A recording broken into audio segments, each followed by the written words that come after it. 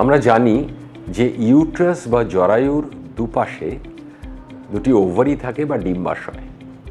এখান থেকে হরমোন তৈরি হয় এবং এছাড়া এগস ডিম্বাণু তৈরি হয়, যা থেকে প্রেগনেন্সি আসে।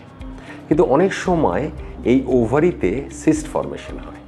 সিস্ট এক ধরনের টিউমার, যার ভেতরটা জল বা লিকুইড থাকে। এই লিকুইড ভর্তি বেলুনের মতো টিউমারকে বলা হয় সিস্ট।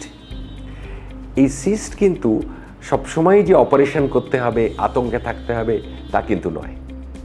অনেক ক্ষেত্রে দেখা যায় একটা বড় সিস্ট না হয়ে ছোট ছোট ছোট ছোট অগুন্তি সিস্ট আছে, তাকে বলা হয় পলিসিস্টিক ওভারি। তার ফলে অনেক সময় দেখা যায় যে পিরিয়ড দেরি করে হচ্ছে, ওভারওয়েট প্রবলেম রয়েছে, ফেসে এক্সট্রা হেয়ার গ্রোথ বা পিম্পলস হচ্ছে, অনেক ক্ষেত্রে ব্লাড সুগারও ডেভেলপ করতে পারে। পলিসিস্টিক ওভারির কিন্তু ট্রিটমেন্ট প্রথম লাইফস্টাইল মডিফিকেশন। অ্যাক্টিভিটিতে থাকতে হবে, ডায়েট হেলদি করতে হবে, ওজনকে কন্ট্রোল করতে হবে। অনেক টিনেজার কিন্তু এই সমস্যায় ভোগেন এবং এটাই তার সহজ সমাধান। কখনো কখনো আমরা সঙ্গে ওষুধও দেব। এবার রইল সিঙ্গল সিস্ট বা একটা বা দুটো সিস্ট ডেভেলপ করেছে। সেক্ষেত্রে সিস্ট মানেই আতঙ্কের কিছু নেই, অপারেশন করতে হবে। প্রথমে কিন্তু আমরা অপারেশন ফার্স্ট চয়েস নয়।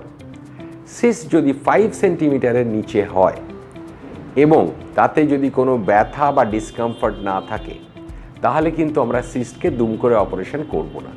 আমরা তাকে রেগুলার ফলো আপে রাখবো যে সিস্টটা র্যাপিডলি বাড়ছে কিনা। অনেক সময় দেখা যায় ফাংশনাল সিস্ট হলে সিস্ট নিজের থেকেই ঠিক হয়ে যায়, কোনো অপারেশন ছাড়াই।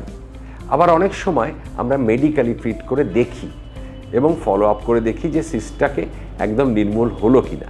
যদি র্যাপিডলি বাড়ে তখন আমরা সেটাকে ট্রিটমেন্ট করার কথা ভাববো। আজকে আমরা দুরকম সিস্টের বিষয়ে আলোচনা করলাম। পরবর্তী ভিডিওতে থাকছে আরও দুটি ইম্পর্টেন্ট সিস্টের ব্যাপারে, শীঘ্রই শুনতে পাবেন।